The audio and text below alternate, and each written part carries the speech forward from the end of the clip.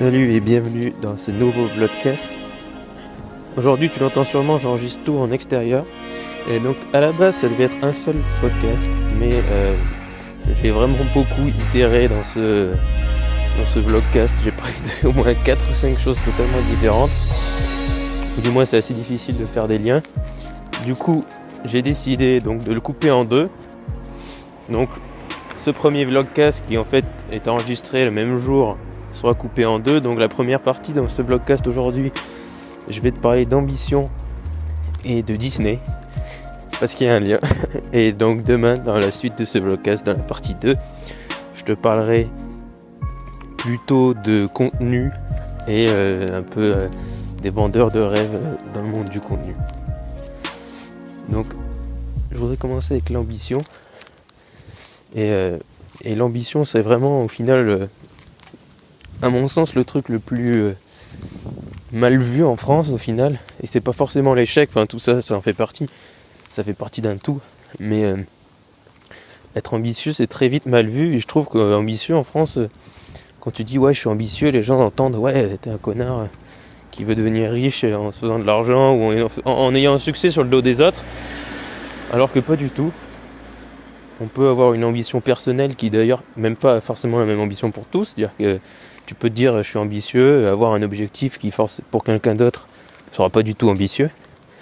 Donc c'est assez personnel déjà. Et en plus l'ambition, je vois pas ce qu'il y a de mal à ça, c'est juste avoir envie de plus, pour moi être ambitieux, plus de que ce à quoi tu es prédestiné normalement dans la société. Et je trouve ça très très bien d'être ambitieux. Et je pense que plutôt que de refouler notre ambition, on devrait l'embrasser. On devrait totalement se dire, moi si j'ai envie de faire ça, c'est peut-être ambitieux, et peut-être que beaucoup de gens te diront que c'est trop ambitieux, mais on devrait s'en foutre, et tu dois te dire, ok, c'est peut-être trop ambitieux pour lui, parce qu'on n'a pas la même notion, ou parce qu'il a été formaté, mais pour moi c'est assez ambitieux, et je veux atteindre cette ambition. Et je pense que c'est vraiment important de l'assumer totalement, et d'embrasser totalement cette ambition.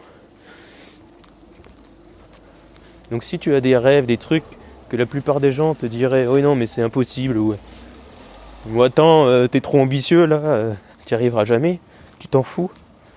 Si c'est ton ambition personnelle, c'est ce que tu veux vraiment. Et si c'est ce que tu veux vraiment, c'est ce que tu dois faire.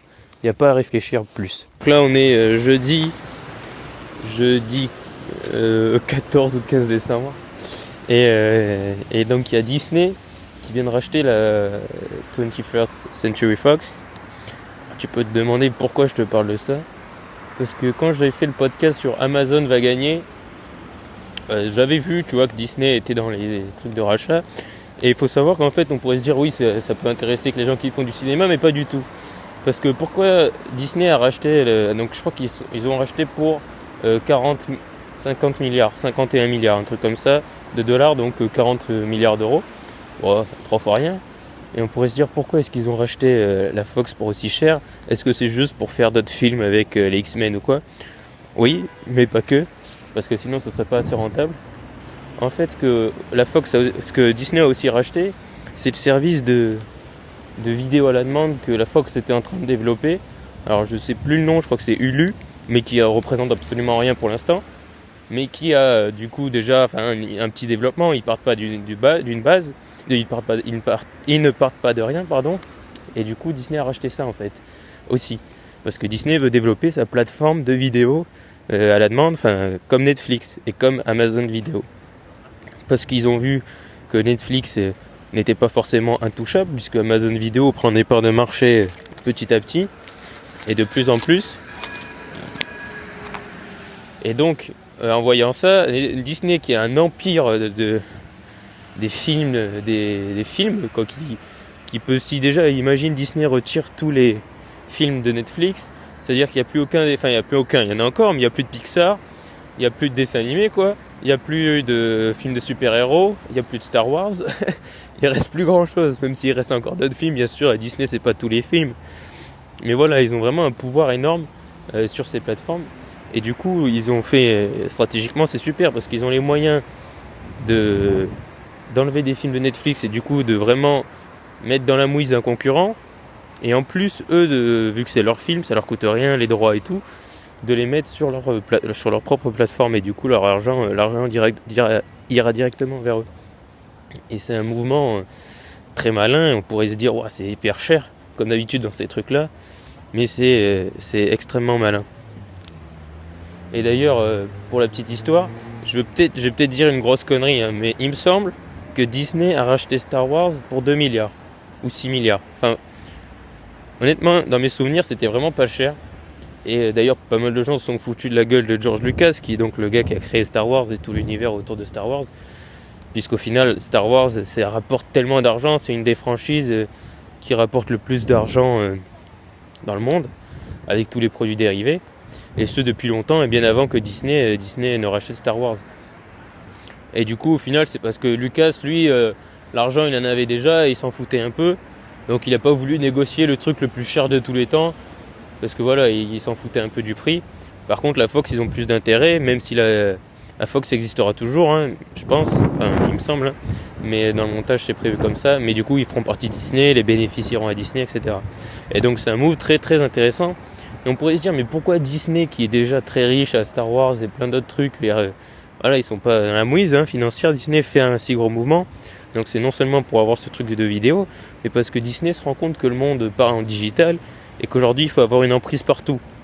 Tu peux plus te contenter d'être une espèce de grosse maison de production et de créateurs, quoi. C'est pour ça que depuis des années ils rachètent Pixar. Pixar, c'était le début du... Attention, je vais galérer dans 5, 4, 3, 2, 1. De la digitalisation de Netflix, de Disney, pardon. Et c'était parce qu'il rachetait, certes, les films Pixar, mais aussi la connaissance de Pixar. Parce que pourquoi Pixar a autant explosé ? Parce que c'était les premiers à faire des films sur ordinateur et à bien les faire. Et du coup, ils ont racheté aussi ce savoir Disney qu'ils ont réutilisé après pour leurs trucs. Et pour bien sûr les dessins animés Pixar qui suivront. Et donc Disney cherche vraiment à se digitaliser en partant sur une plateforme de vidéo. Et même plus tard, je sais pas, ils feront plein de trucs dans l'art ou dans ce genre de trucs. Et Disney vraiment va être surprenant et va être à suivre sur les prochaines années. Parce qu'ils ont en plus, ils ont les moyens de leurs ambitions, quoi. Disney, c'est une des firmes qui est les plus riches dans le monde. Et c'est assez intéressant, Disney. Alors certes, beaucoup de gens critiquent Disney pour ce qu'ils ont fait de Star Wars ou quoi, que c'est vraiment très business, c'est vrai. Mais tu prends un mec comme Walt Disney, dans le genre ambitieux, ce que je te disais tout à l'heure dans le podcast, ambitieux et vision, et lui il avait vraiment ça, quoi. Alors il était très rêveur, il a tout ce côté artistique qui le rend beaucoup plus cool, mais c'était vraiment un personnage unique et qui avait une ambition énorme et qui a créé un truc énorme. Je veux dire, Disney, c'est des parcs d'attractions, il va y avoir une plateforme, on se rend pas compte, mais le marché de Disney est énorme. C'est-à-dire, ça va du parc d'attractions à la plateforme vidéo, donc bientôt. Ça se contente absolument pas de juste quelques films, voilà. C'est colossal, cet empire. Et donc je pense que c'est encore très sous-estimé, ce genre de choses. C'est ce dont je voulais te parler dans ce vlogcast, donc de l'ambition. Et vraiment, je t'incite vraiment à embrasser ton ambition parce que c'est ce que tu veux vraiment faire. Et tu vois des mecs comme Walt Disney qui avait un rêve et qui a fait de ce rêve une réalité, une espèce d'empire gigantesque. Quand tu le vois comme ça, c'est pas un mec qui voulait tuer des gens pour devenir riche et célèbre. C'est un mec qui avait juste des rêves que certains considéraient comme stupides ou des rêves d'enfants, mais qui en attendant a fait rêver plein d'autres gens après lui et qui a réussi à atteindre son ambition. Donc comme d'habitude, je t'incite vraiment à me laisser un avis sur iTunes ou Apple Podcast. C'est ce qui aide vraiment le plus le podcast à se faire connaître et je t'en serai éternellement reconnaissant. Tu peux aussi me suivre sur les réseaux sociaux, c'est JB Castellan. Tu trouveras tous les liens utiles dans la description. Je te dis à demain pour la suite de ce vlogcast. On parlera des vendeurs de rêves. Merci et surtout, reste optimiste.